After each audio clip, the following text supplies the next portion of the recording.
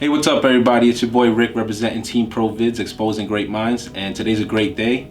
Today I want to expose to you the one and only, I'm still standing, very own Mia Yvette. What's up? What's up? How are you? I'm good. You look good today. Thank you. You do too. Duh. I'm saying. He's like always. Oh, I want to give a shout out also to Mr. Successful. He did a great interview on you. Thank you. Shed a lot of information on that, and you know, he seems like a dope, dude to work with. Yes. So big shout out to him. So now I'm here, and I want to talk more about you. Okay. So the real Mia Yvette. Who is Mia Yvette? Mia Yvette. I'm actually still trying to figure that out. Still trying to figure that out. Well, I do a whole lot of a lot. Let's start with the military. Military. What's that about? Military. I actually signed up for the Army when I was 17. I was still in high school, and my mom actually took like 5 months to sign the papers. She was not ready to let me go. Is there a reason why you went to that route? Just ever since I was young, I don't know, I've always loved like a structured life. I loved, like, in high school I went to ROTC. That was just something I always wanted to do. Yeah. So right when I was 17, they were like, oh, you could sign up at 17. I was ready. You was ready? I was ready. My family was not, but I was ready. That's crazy. What your mother and father think about it? My dad, he's kind of like, I raised you right, so whatever decision you make, I support you. My mom is more like, you're gonna go there, you're gonna die, and you're gonna die. Oh boy. They always think the worst. So that's crazy. And from there you branched out to There I branched out. Then I came back and I did the Milwaukee Police Department. I did that for about 2 years, and then I ended up resigning. I left out of town. I came back and started a business when I was So the Milwaukee PD, right? Yes. Milwaukee PD, how was how was that experience? How did that, I started very young, so it was, I feel like it matured me very young, at a very young age. My first, helping my first life that I saved, working for them, I was only 17 years old. Oh, how did that go?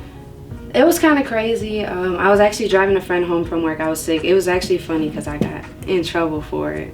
But I was sick at home. I took a friend home from work, and while we were driving, I ended up seeing what I thought was a dog. So I'm looking in the street, whatever. I get to the dog. It was actually a person. She crossed the street, and she ended up leaving her house that day, and she told everybody that she wanted to commit suicide. Oh, wow. So it was actually a suicide attempt. It wasn't a murder like we thought, or homicide. Yeah, that's crazy. Yeah. And at 17 years old? At 17. I was 17. Then they're rushing me.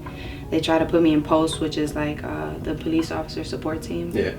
Because I guess the lady did drugs and she was a heroin addict, and they were afraid she had AIDS. So I'm getting rushed to the hospital to get checked. Damn. Then they wanted to give me leave for a couple weeks, and I was just like, I'm fine. That's an experience. Right. Wow. This is life. It's what you sign up for, though. I mean, for 17 years old, wow, that's crazy. So then from there you branched off and started your own business, right? Yes. So what's that about? The first business I started, it's actually a private police agency. So we do the same as security, but a lot of us, we either had schooling, we either worked for a police department or it's military. So we're at least allowed to detain them, hold them. We still give them like the laws, whatever, until the cops come. Then we just do the initial, the trading of switching the handcuffs, and then. Oh, nice. That's pretty much it. We do all the work, and then they just take them. Oh, yeah, that's how it is. So how's your team? Your team is... My team's really good. I thank God for them. They're really good. About how many? We've had anywhere from 75 to 50 to 15 to... It's a crazy business. I love it, but one day you literally have like 100 employees. The next day you're at 25. Then you're at 200. It's really crazy. But right now we're at like a steady 40 that are working. Steady 40. That's pretty cool. I mean, so business is good. Business is good. You could say. So that's pretty cool. Was there any like altercation where something bad happened to one of your officers? We had a couple shootings, actually. Wow. We had a couple shootings. We had an officer. We honestly don't know what it was. We don't know if it was drug related. We don't know if it was health related. But we actually had a very bad riot in Racine. Yeah. I forgot who it was. I believe it was. I don't know if it was Rich Homie Quan or the year before that, but an officer the next day didn't wake up. So we don't know if it had to do with us fighting so much the day before or wow, or anything. We also had a shooting with my brother. I actually flew from Racine all the way to Milwaukee, which is like a 30-40 minute drive before the cops got there. Wow, that's your brother. That's my brother. We gonna fly. That's crazy. Wow, man. Right. That's another powerful experience right there. I mean, doesn't that play a toll in your head that, hey, maybe I should stop, or, you know? It really. I mean, when do you have to do with family? You know, I mean. When it has to do with family, I would prefer them to stop. It's just something I don't know if I will ever stop. But of course, when you're looking out, you're like, you know, this isn't the job for you. I had to have some of my cousins stop working because I just. So would you say you're the tough one, or just the more? I think I'm very tough. So I've been told. So you've been told So by your team or family? By my team, by family, by other coworkers that don't work for me. Yeah. Other jobs. Well, that means you're doing a good job then. I mean, you know, that's pretty cool. Right. That's a great resume so far.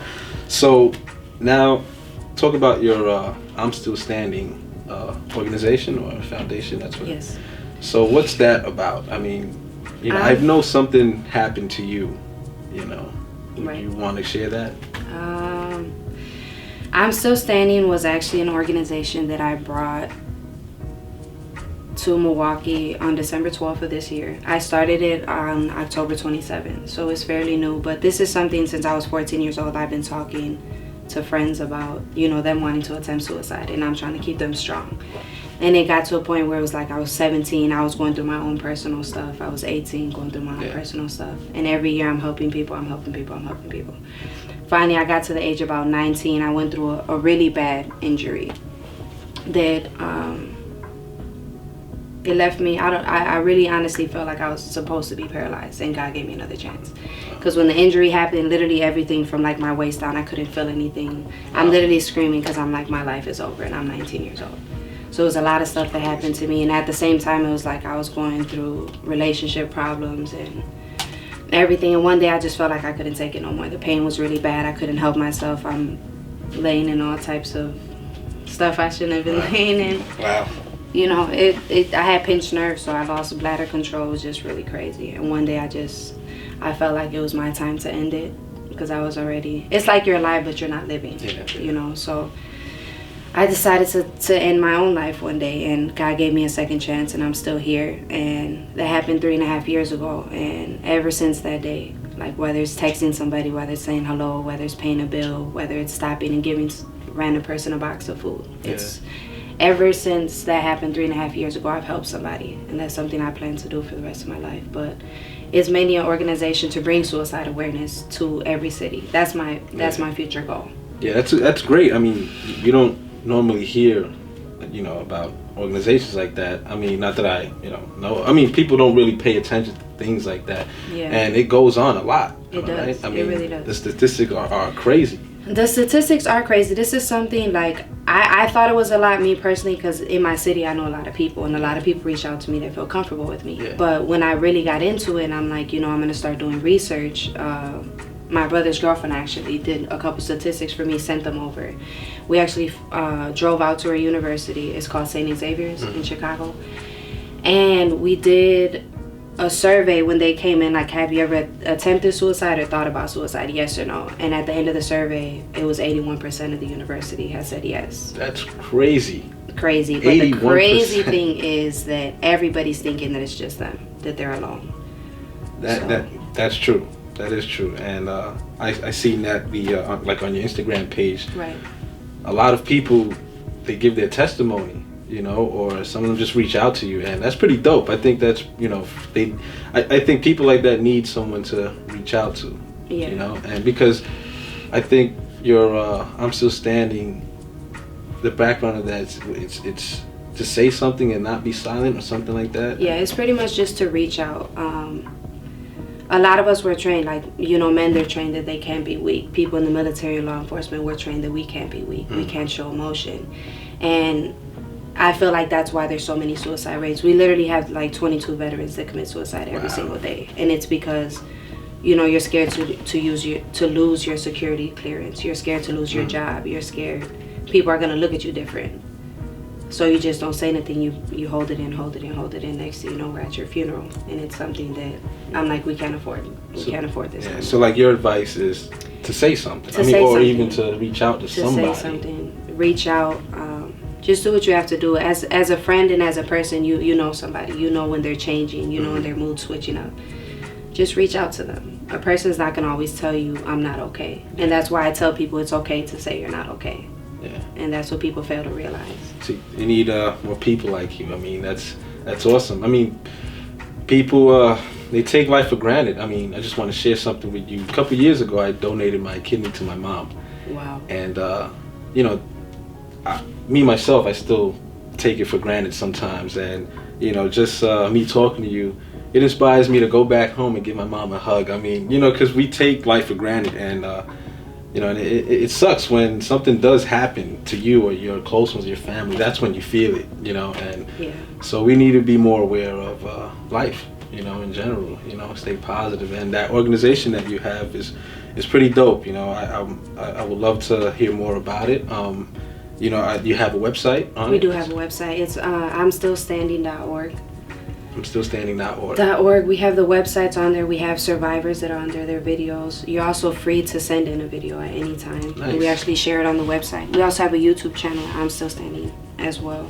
So even on your Instagram, or you know, can people reach out to you personally? Yes, they can. They can. Me personally, I'm under Mia_Yvette. If it's for just trying to follow the suicide prevention page, then it's ISS_choose life. Nice. So that way, do you hold like little conventions or meetings, stuff like that, where people we do. can go? Right now, my goal is to try to get one helper in every city, because it always helps with the proposals and stuff. We're trying to do everything at the same time. You do a whole lot of nothing. That's what I feel. So it's like, it is a strong movement, but you know, everybody does need help. We need people. The same way I'm reaching out, people reach out to me, and you know, they reach out from schools. Right now we're trying to do like a high school tour and college tour here in Milwaukee, and then we're trying to go out to other cities. That's pretty cool. So yeah, we're holding conventions here and there. The next big one is going to be on Suicide Day, actually, next year. So it'll be this year, September 10th. Suicide Day? Suicide Day. What's that about? A lot of people don't know, but Suicide Day is actually a day right before the holidays, and it's September 10th. I don't know why, honestly, they picked it. And it's the same thing at 8 p.m. That's when a lot of people choose to do suicide. So on certain days at 8 p.m. we'll do like a candlelight. Really? In remembrance for everybody that took their life. Wow, that's good to know. I mean, I never knew about that. 8 p.m. 8 p.m. I'm gonna look more into that. So yeah, I mean, you know, I just wanted to reach out to. I mean, what I do is expose great minds, and I wanted to reach out to you because what you're doing is real positive for the world, you know, in general. I mean, I know there are a lot of people that take their own lives, you know, a lot of senseless deaths, you know, shootings, killings, stuff like that, bullying, you know. Right. And people like you know, we need, you know what I'm saying? Because like, just imagine if that person didn't have anyone to talk to, or they didn't have the mindset that you've had, you know, and, you know, that's it. Right. So it's pretty cool to have you. It's pretty cool to be here in Milwaukee. And it's funny because I almost didn't make it, but I'm glad, you know, everything happens for a reason. Right. And I'm happy to share this moment with you, and thank you for granting me this interview. It was pretty dope. Thank you for reaching out. All right. I guess I met you for a reason, only time could tell. But well, I'm wondering what